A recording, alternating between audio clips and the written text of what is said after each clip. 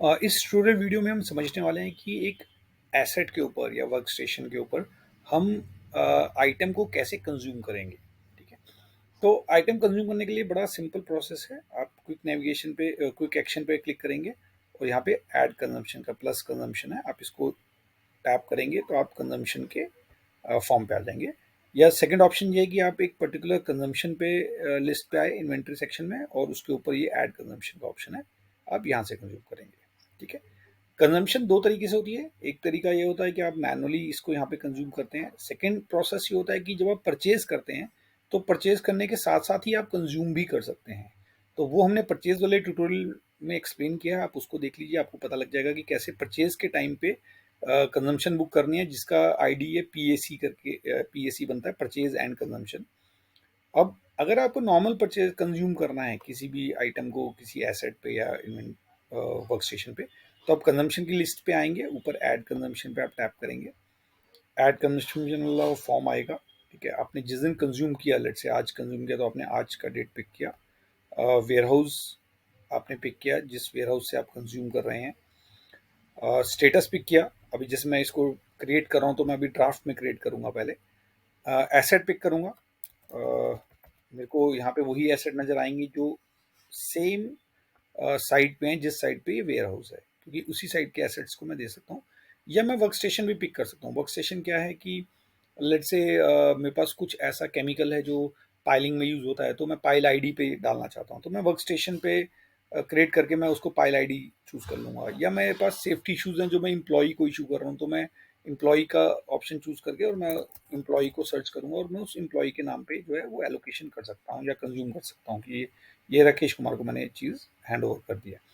अब फिलहाल मैंने एसेट पे ऐड करूँ तो मैं एसेट चूज़ करूँगा और मैंने उस एसेट को पिक किया जिस एसेट पे मैं मटेरियल कंज्यूम करने वाला हूँ। ठीक है, तो मैंने उसका नाम डाला, कुछ कीवर्ड्स डाले, सेलेक्ट किया एसेट को, और उसके बाद जो मेरा रजिस्टर्ड नंबर होगा या मेरा वाउचर नंबर होगा, चालान नंबर होगा, जो भी मेरा कंजम्पशन के टाइम पे मैं जब अपने रजिस्टर में एंट्री करता हूँ वो नंबर मैं यहाँ पे पिक करूँगा और डेट डालूंगा कि किस डेट को और किस नंबर से मेरी एंट्री है।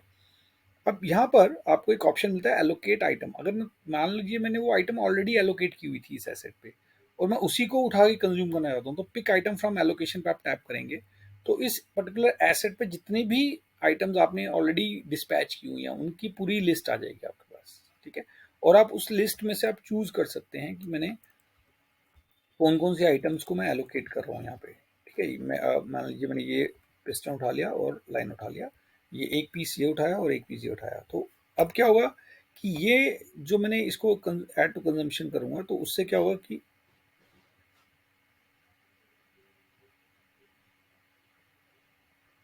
ठीक है, तो अब क्या होगा कि ये मैंने वन वन यहाँ पे पिक किया तो उसने ये ऑटोमेटिकली ये एलोकेशन में से ये क्वांटिटी माइनस हो जाएगी। और इसके अलावा अगर मेरे पास और भी कुछ मैंने कंज्यूम किया है, ठीक है, दो मैंने ये कंज्यूम किया प्लस मैंने कुछ और कंज्यूम किया फिल्टर, जो कि मैं किसी एलोकेशन से पिक नहीं कर रहा बट मैंने अपने स्टॉक में से इशू किया है, तो मैं वो फिल्टर पिक कर लूँगा। और मेरे को पता लगेगा अच्छा ये मेरा फ्री स्टॉक जीरो है तो मैं इसको यूज़ नहीं कर सकता इस वाले फिल्टर को। ठीक है, मैंने इसको डिलीट करके मैं दूसरा फिल्टर को पिक करता हूँ। ओके, यहाँ पे ऑप्शन है show item which are available in selected warehouse, तो मैं अगर इसको ऑप्शन को ऑन कर दूंगा और अब मैं फिल्टर चूज करूंगा तो मेरे को वही फिल्टर दिखाएगा जो मेरे वेयर हाउस में फिजिकली अवेलेबल है। और फिजिकली अवेलेबल है लेकिन हो सकता है उसका फ्री स्टॉक अवेलेबल ना हो। ठीक है, अब ये मैंने ये आइटम पिक किया तो ये दिखाएगा कि मेरे पास 25 का फ्री स्टॉक है। ठीक है, 28 टोटल है, 25 तो ये तीन कहाँ पर है, तीन मैंने किसी पे एलोकेट किए हुए हैं तो इसलिए वो यहाँ पे कम दिखा रहा है। तो मैंने ये 5 कंजम्पशन डाल दिया और मैंने इसका एक बार प्राइसिंग देख लेता हूँ। अच्छा ओके, सिस्टम में प्राइस नहीं डाला हुआ तो मैं इसका 215 रुपीज़ जो परचेज प्राइस है वही मैं यहाँ पे एज अ कंजम्पशन प्राइस ले लेता हूँ। तो मैंने ये सिंपली ये ऐड किया। ऐड करने के बाद में मैं यहाँ पे सेव पे टैप करूँगा और सेव पे टैप करते ही ये जो है ये इसको ट्रांजैक्शन को जो है सेव कर लेगा, लेकिन ये ड्राफ्ट स्टेज में है। ठीक है, इसने एलोकेशंस को दोनों को उठा लिया, एलोकेशन आईडीज यहाँ पे दिखा दिए और जिसमें कोई एलोकेशन नहीं था इसमें उसने 5 क्वांटिटी एज इट इज़ दिखा दी। अब जब मैं इसको रिव्यू कर लूँगा फाइनल करने के बाद में मैं इसको यहाँ से कंज्यूम कर सकता हूँ और मैं लिखा सकता हूँ कि कंज्यूम्ड। ठीक है, और सेव। तो जैसे ही मैं अब मैंने ये कंज्यूम किया तो ये जो मेरा यहाँ पे लेफ्ट साइड पे भी ड्राफ्ट आ रहा था और ये कंजम्पशन जो था ये अब मेरा कंज्यूम में आ गया और यहाँ पर भी ये कंज्यूम्ड हो गया। ठीक है, तो इस तरीके से अब मेरा ये आइटम कंज्यूम हो गया। अब ये एलोकेशंस पे जाओगे तो यहाँ पे क्वांटिटी ऑटोमेटिकली कंजम्पशन में चली जाएगी, माइनस हो जाएगी और ये मेरा कंजम्पशन हो गया। तो इट इज़ वेरी सिंपल। अब अगर मैं कभी भी एक ग्रेडर पे आता हूँ, ठीक है, ये 96 नंबर है, अगर मैं ये एसेट को ओपन करूँगा और ग्रेडर पे आता हूँ, ग्रेडर को ओपन करता हूँ, प्रोफाइल,